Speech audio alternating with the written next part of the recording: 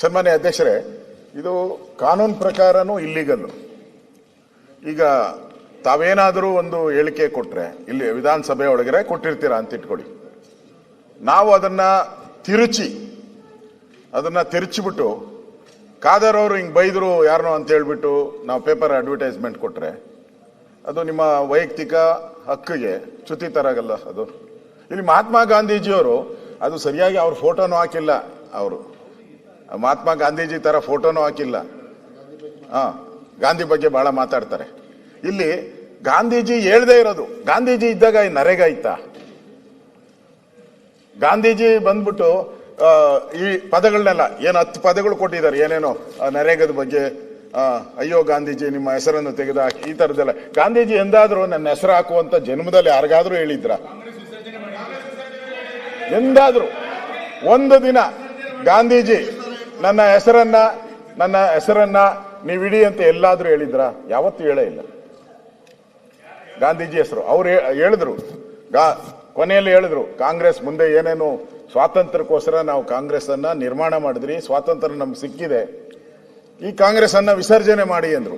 ಮಾಡ್ಲಿಲ್ಲ ಅವಾಗ. ಯಾಕಂದ್ರೆ ಕಾಂಗ್ರೆಸ್ ಇದ್ರೇನೆ ವೋಟ್ ಬರೋದು ಅಂತ ನೆಹರು ಅವರಿಗೆ ಅನ್ಸಿತ್ತು, ಅದಕ್ಕೋಸ್ಕರ ಮಾಡ್ಲಿಲ್ಲ. ಅದು ಅವರ ಹಣೆ ಬರ. ಮಾಡ್ಬೇಕಾಯ್ತು, ಮಾಡ್ಲಿಲ್ಲ.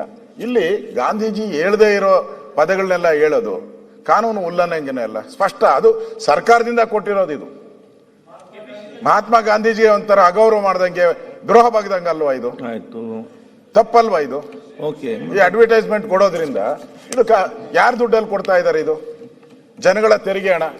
ಜನಗಳು ಹೇಳಿದ್ರೆ ಎಂದಾರ ಯಾರನ್ನ ಬಂದ್ಬಿಟ್ಟು ಇವ್ರಿಗೆ ಹೇಳಿದ್ರ, ಪ್ರಿಯಾಂಕಾ ಅವ್ರಿಗೆ ಇದೊಂದು ಕೊಡಿ ಸರ್ ನಾವು ಅಂತ ಹೇಳಿದ್ರ? ಇಲ್ಲ. ಇವ್ರ ತೆವಲ್ಗೋಸ್ಕರ ಕೊಟ್ಕೊಂಡಿರೋದು, ಇವರ ತೆವಲುಗಳಿಗೋಸ್ಕರ ಕೊಟ್ಕೊಂಡಿರೋದು. ಇದು ನೀವು ರಾಜಕೀಯ. ನಮ್ಮ ಸುಪ್ರೀಂ ಕೋರ್ಟ್ ಆರ್ಡರ್, ನಿಮ್ಮ ಆಡ್ಗಳೆಲ್ಲ ಸುಪ್ರೀಂ ಕೋರ್ಟ್ ಆದೇಶ ಇದೆ.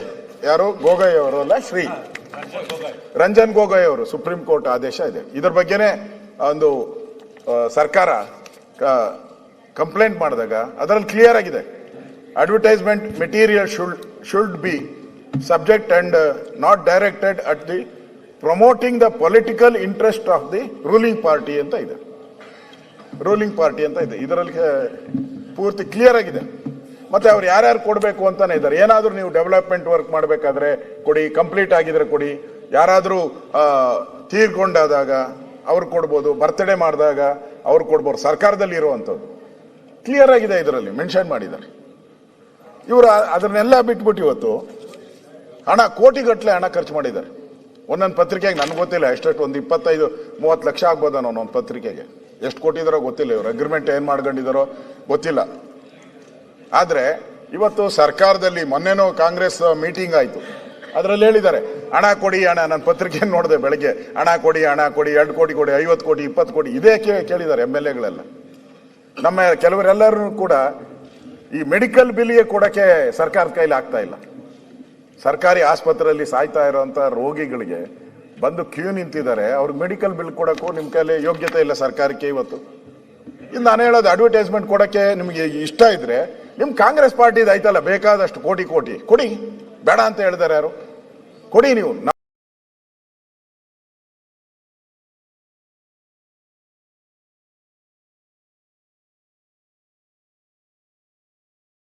ಏನು ಅಬ್ಜೆಕ್ಷನ್ ಇಲ್ಲ, ಕಾಂಗ್ರೆಸ್ ಪಾರ್ಟಿ ಕೊಟ್ಕೊಳ್ಳಿ, ಏನ್ ಬೇಕೋ ಮಾಡ್ಕೊಳ್ಳಿ. ಹೇಳ್ತಾ ಇದ್ರು ನಿಮ್ಮ ಸೋಷಿಯಲ್ ಮೀಡಿಯಾದಲ್ಲೂ ಹಾಕಿ, ನಮ್ದು ಸೋಷಿಯಲ್ ಮೀಡಿಯಾದಲ್ಲಿ ಹಾಕ್ತೀವಿ. ಆದ್ರೆ ನೀವು ಇವತ್ತು ಟ್ಯಾಕ್ಸ್ ಪೇಯರ್ಸ್ ಹಣವನ್ನ ಬಳಕೆ ಮಾಡ್ಕೊಂಡು ಈ ತರ ತೆರಿಗೆನ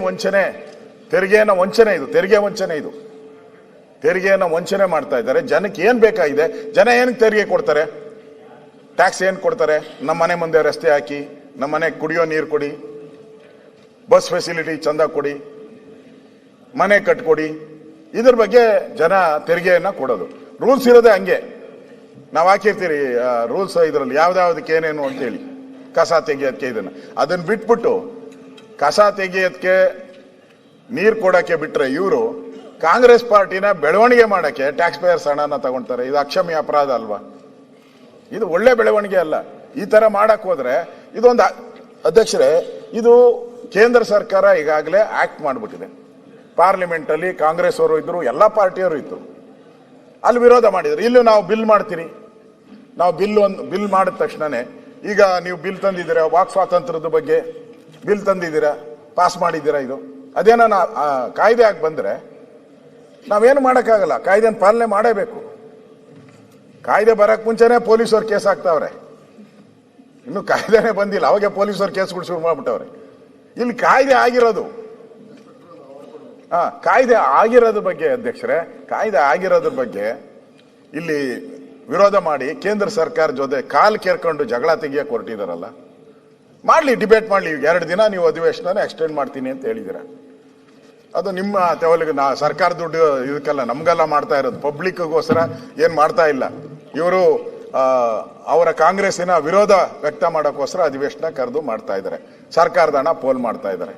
ಅದನ್ನು ತಪ್ಪು, ಅದನ್ನು ವಿರೋಧ ಮಾಡ್ತೀವಿ ನಾವು. ಆದ್ರೆ ಇವತ್ತು ಅವರು ಮಾಡ್ತಾ ಇರೋವಂಥದ್ದು ಒಂದು ಕಾಂಗ್ರೆಸ್ಸಿನ ಒಂದು ತೆವಲು ತೀರ್ಸ್ಕೊಳಕ್ಕೋಸ್ಕರ ಮಾಡ್ತಾ ಇದ್ದಾರೆ. ಇದು ಒಳ್ಳೇದಲ್ಲ, ಇದು ಒಳ್ಳೇದಲ್ಲ. ಅದರಿಂದ ಈ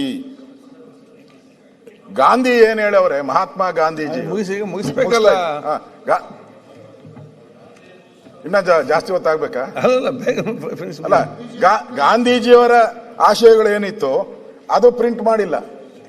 ಸತ್ಯಮೇವ ಜಯತೇನೂ ಇಲ್ಲ, ಸ್ವಚ್ಛ ಭಾರತ್ ಇಲ್ಲ, ಯಾವುದೂ ಇಲ್ಲ. ಅದಕ್ಕೆ ಅಡ್ವರ್ಟೈಸ್ಮೆಂಟ್ಗೆ ಇವ್ರಿಗೆ ಯೋಗ್ಯತೆ ಇಲ್ಲ. ಕಾಂಗ್ರೆಸ್ ಅವ್ರಿಗೆ ಹಣಕಾಸಿಲ್ಲ ಅದಕ್ಕೆ. ಒಂದೇ ಇಲ್ಲ, ಒಂದೇ ಮಾತಾಡೋದು ನೀವೆಲ್ಲ ಯಾಕೆ ಸ್ವಚ್ಛ ಭಾರತ ನೈತಿಕತೆ ಇದೆ. ಸ್ವಚ್ಛ ಭಾರತ ನರೇಗಾದಲ್ಲಿ ಬರೋದು ಅದು ಅದು ಒಂದು ಭಾಗ. ಮುಗಿಸ್ಲಿ, ಅವ್ರು ಮಾತಾಡಿ ಮುಗಿಸ್ಲಿ,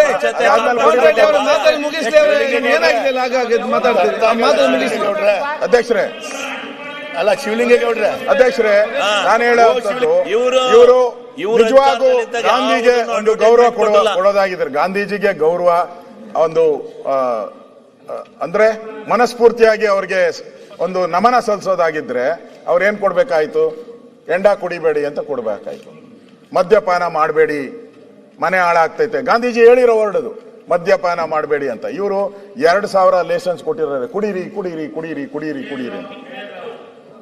ಇದು ಇದಕ್ಕೆಲ್ಲ ಹಣ ಅದ ಅಡ್ವರ್ಟೈಸ್ಮೆಂಟ್ ಕೊಟ್ಟಿದ್ರೆ ಜನ ಅಟ್ಲೀಸ್ಟ್ ನೋಡಿ ಒಂದು 2% ಆದ್ರೂ ಬಿಡೋರ ನಾವು ಕುಡಿಯೋದು.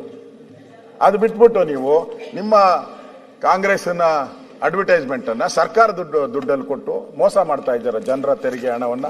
ಇದು ಅಕ್ಷಮ್ಯ ಅಪರಾಧ. ಒಂದ್ ಕಡೆ ಗಾಂಧೀಜಿಗೆ ಅವಮಾನ ಮಾಡಿದ್ದೀರಾ, ಅವ್ರು ಹೇಳದೇ ಇರೋ ಪದಗಳನ್ನ ಹೇಳಿ ಗಾಂಧೀಜಿಗೆ ಅವಮಾನ ಮಾಡ್ತಾ ಇದ್ದೀರಾ. ಇನ್ನೊಂದ್ ಕಡೆ ಸರ್ಕಾರದ ದುಡ್ಡನ್ನ ಪೋಲ್ ಮಾಡ್ತಾ ಇದ್ದೀರಾ. ಇದು ನೀವು ಸರ್ಕಾರ ಮಾಡ್ತಾ ಇರೋ ಜನಗಳಿಗೆ ದ್ರೋಹ ಅನ್ನೋ ಮಾತನ್ನ ಈ ಸಂದರ್ಭದಲ್ಲಿ ಹೇಳ್ತಾ